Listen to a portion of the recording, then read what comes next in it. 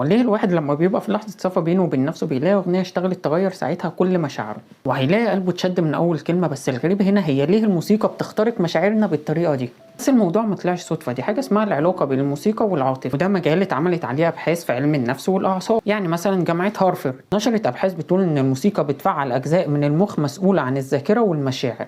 يعني مثلا لو شغلنا أغنية للفنانة أنغام وهي بتقول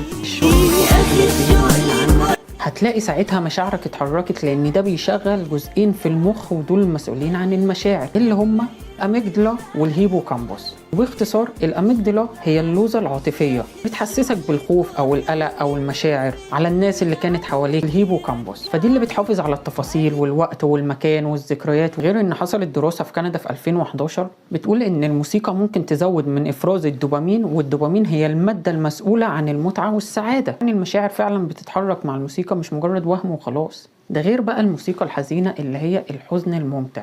يعني ساعات الواحد بيبقى عايز يسمع حزين مش علشان يقفل من حياته، لكن علشان يفضفض، وده اللي بيعمل نوع من الراحة النفسية. يعني الموسيقى الرومانسية أو الحزينة بتشتغل على مناطق مختلفة في المخ، وبتفعل مشاعر زي الألفة والاشتياق، وخصوصا لما الأغنية ترتبط بذكرى معينة. أديك مثل بسيط، لو أنت في مواصلة معينة واشتغلت أغنية لتامر حسني زي مثلا أغنية بعد مؤقت وهو بيقول خلينا نبعد فترة، هتحس ساعتها ان السؤال موجه ليك انت، وهتسرح مع الاغنيه. وده اللي اسمه الذاكره الموسيقيه العاطفيه، اللي ممكن اغنيه واحده تفكرك بشخص او بموقف او بفتره كامله من حياتك عشتها. وبس كده، لو عجبك الفيديو ما تنساش تقول لي رايك في الكومنتات وتشترك في القناه.